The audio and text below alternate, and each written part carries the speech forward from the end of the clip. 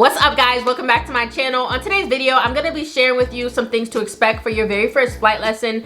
And if you're new to my channel, ahoy, my name is Sky. I'm a student pilot and I recently took my first flight lesson, so I'll be sharing from experience some general things to expect. First things first, just to clarify, I'm talking about your first official lesson, not necessarily a discovery flight. So if you're thinking about being a pilot and you have not taken a discovery flight yet, that is going to be your very first step. I took my discovery flight about 5 years ago with ATP. That is not where I go to school now. However, that is a really good step to make sure that this is something for you before you make that money commitment to taking lessons. Another thing is that this might differ a little bit depending on where you go to school, because every school is going to have a little difference in curriculum, but these are just some general things that most schools will likely do. So one of the first things, which is likely what's going to happen, is you will get with your assigned instructor and just do a briefing of what to expect for the day.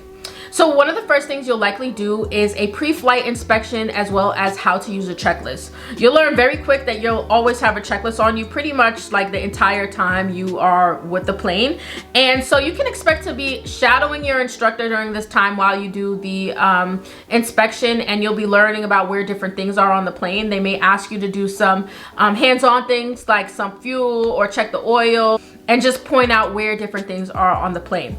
I would highly recommend for you to take pictures of the checklist so that when you get home after your lesson, you can reference that and go through it and make sure that you know where everything is. And it's just gonna help you catch on to things quicker for your next lesson. Once you're going through your checklist, you'll learn about what certificates and documents need to be on the flight, as well as any safety equipment. And if everything looks good, you'll be good to taxi. So your instructor may ask you to help taxi the plane. And if you've never flown before, by your feet you'll have your two rudder pedals, and that's how you move the plane while you're on the ground. So you'll likely try your best to maintain center line, and it's likely that you will suck at it, and it's okay because I sucked at it too. And once you do that, you'll also learn how to do the brakes as you guys are taxiing to get ready for takeoff. You're not expected to know how to take off or like do any of these things. Remember, this is your first flight lesson, so take it easy, give yourself some grace. However, you'll go over a basic takeoff and just like a normal climb, but when your instructor is taking off the plane, you can expect to have your hands on the yoke and kind of just get a feel of what to expect.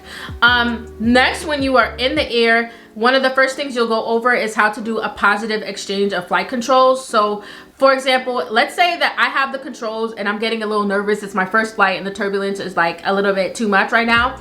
If I wanted my instructor to fly, then I'd say your controls, and he'd confirm that he'd had the controls by saying my controls, and that's what we call a positive exchange of controls, right? So then while you're in the air, you can now expect to do some different like basic maneuvers like straight and level flight, trying to keep that horizon outside of the airplane, as well as any like medium bank turns, some climbs and descents. And let me just say this, because for my first few lessons when I was flying, I did feel a little bit uneasy, and even got to the point where I asked my instructor, I'm like, is it normal to have sweaty palms while I'm doing this? Because at this point my palms are leaking, and I'm like, is this like a normal thing? And then he told me yes, and now that I have a few lessons under my belt, like it doesn't bother me at all. So that's just like a little confirmation if you've taken your first flight and you felt like that. Okay,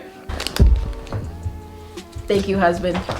One of the last things that you can expect for your first flight lesson is how to use the trim wheel. And this is just a little wheel to the right of your seat that is gonna kind of relieve some of the flight control pressure. So like, let's say that the nose is trying hard not to stay up or down. Sometimes you might fly and find that like the nose might want to dip a little bit, and you're fighting it a little to keep it level, and you'll use the trim wheel to alleviate some of that pressure. So once you land, you can expect to do a little bit of ground with your instructor and just kind of go over some things you learned in flight. And this is also your chance to ask any questions about any things that you went over. I would highly recommend after every single lesson when you get home to review what you went over. If you could access your ground school, if there's like a portion of ground school that goes over that, or like YouTube, or even ask your instructor if they have any study materials that you can go over. This is going to help you so much. Another thing is my school has a syllabus so that there is like a breakdown of what you can expect for every single lesson. And if your flight school has that, then you will want to print that out or have it accessible accessible so that you can reference that after every lesson and see what you might need some clarification on, and that might help you a lot. So I know that seemed a little short, but while you're in the air, it's gonna take some time to do these things, so you can expect to be in the air for like 30 minutes to an hour. But I did want to mention 2 things that I feel like you should have when you are going for your very first flight lesson. So here we go. One of the first things is a logbook. This is the logbook that I have. I have pink because I'm that girl and I am that groovy, but this does come in black and also in blue. And after every lesson, your instructor will be filling this out with your hours. So like, this is just a little bit of like what it looks like.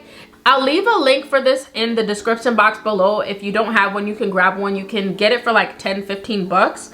And then one of the next thing you'll learn real quickly that you'll want to get is a headset. So this headset I got from my husband. He has been a ramp manager for many years, and they had an extra one that didn't work for them. I found this on Amazon as well. It was for $195. I'll leave it linked in the description box below. And this is considered a very inexpensive headset. If your budget for a headset is a little higher, I would recommend getting the David Clark's. If I didn't get this for free, I would have personally purchased the David Clark's headset, and I'll leave that link below. But if you're really balling and you really got it like that, you could get the Bose A20s, and that seems to be a very popular headset. So I will leave that linked below as well. But you'll want to grab one of these, even though they do have them available for rent at flight schools. However, when you see this little microphone muffin stuffed into someone's mouth one time, it'll make you decide to get one. Like, I'm telling you, that's what happened to me. I was like, Billy, they're like on the microphone, and I just was like, I can't do this. So headsets and a pilot logbook. But thank you guys for hanging out today. If you would like to help fuel my next adventure, I will leave a link in the description box below. Thank you for supporting my channel, and I will see you guys in the next one later.